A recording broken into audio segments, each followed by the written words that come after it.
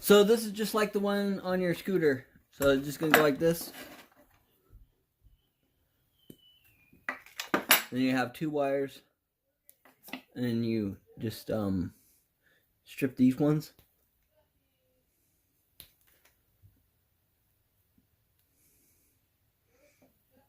Like that. And then just tie them together.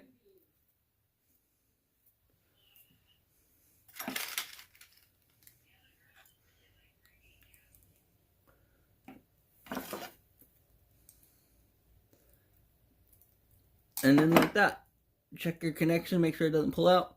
But then you have a connection to connect into the battery.